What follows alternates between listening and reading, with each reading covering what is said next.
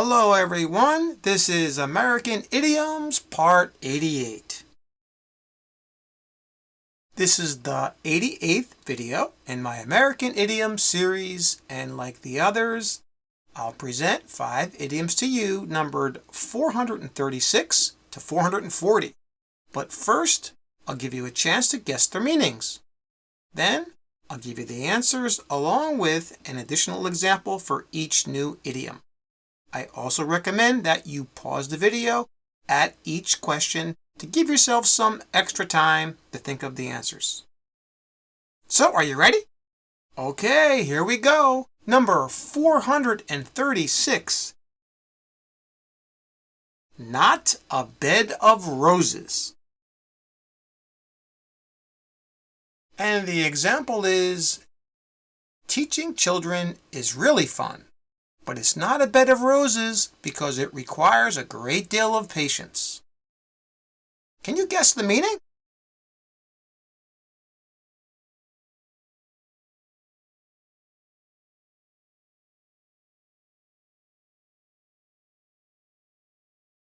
And the answer here is C.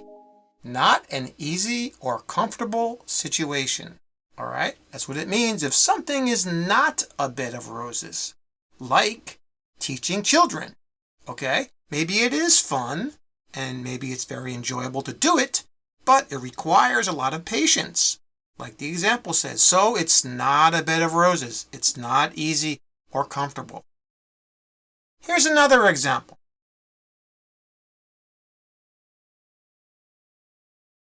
Marriage may not be a bed of roses at times, but it's definitely worth the effort. All right, like this statement says, right? Marriage can be very tough. It's not always comfortable, right? But like the example says, it's worth the effort. Okay? So something that's not comfortable or easy, that would be not a bed of roses. Got it? All right. And now for number 437. To pay one's dues. And the example is, after paying my dues in the mailroom, my boss finally moved me up to the main office. Can you guess the meaning?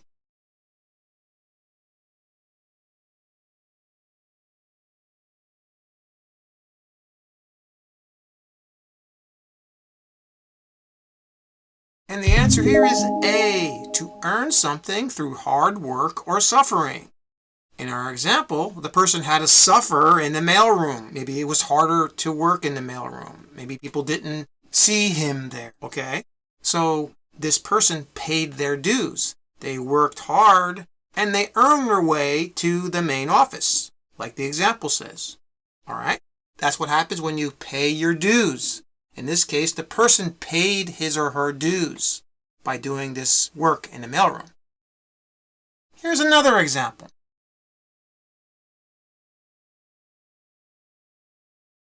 She finally got a part in a Broadway play after paying her dues acting in plays in many unknown places. Now, the woman in the example did what's usually necessary to get to, let's say, a higher level of something or some place, like the person in the example where she paid her dues. She worked hard in these unknown places and then got to Broadway. All right, and now for number 438. Break one's back. And the example is, I got a great score on my last math exam, but I had to break my back studying for it all weekend. Can you guess the meaning?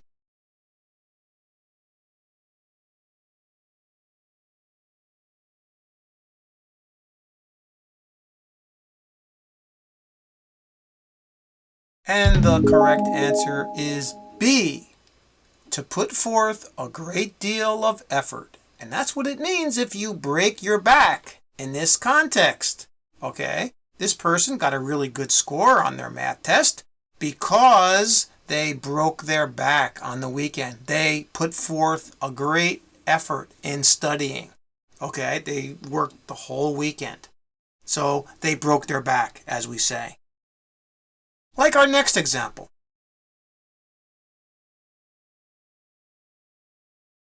The workers in my department broke their backs on our last project and were able to make the strict deadline with time to spare.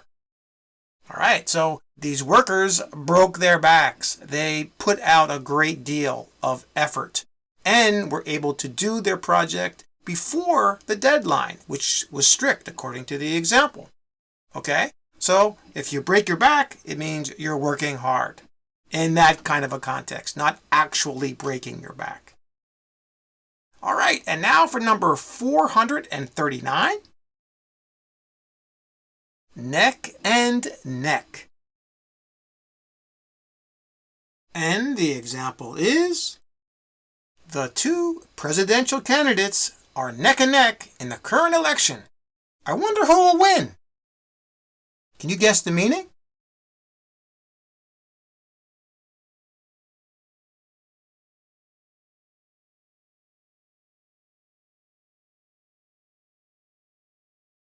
And the answer here is C, to be exactly even, especially in a race or a contest. And this is used a lot, okay?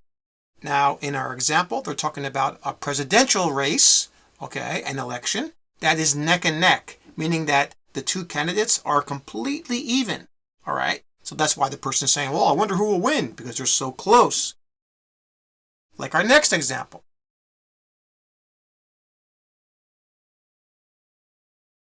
The two cars were neck and neck for the entire race, but the favorite pulled ahead and won at the last second.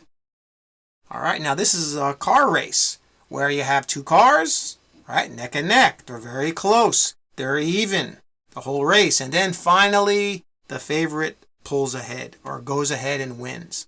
Okay, but neck and neck means that they were very, very close in this kind of a race or competition. And now for our final idiom, number 440, a head scratcher. And the example is, the current negotiation with the company by the union is a head scratcher. So I think they will be at it for a long time. Can you guess the meaning?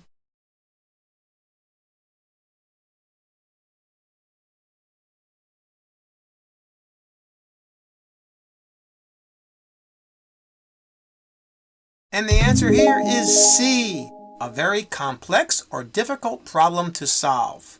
All right?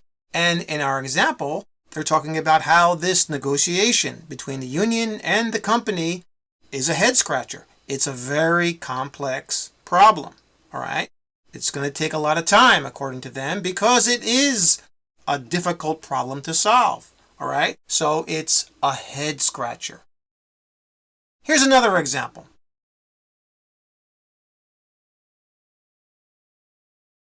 The current burglary is a head scratcher for the detective to solve because there was very little evidence left at the scene of the crime by the culprits. All right, we have a head scratcher where this is going to be very hard or complex and difficult for this detective to solve, right? Because there's no evidence at the scene. All right, so it's what we call a head scratcher. Literally, the detective could be scratching his head trying to think. Got it.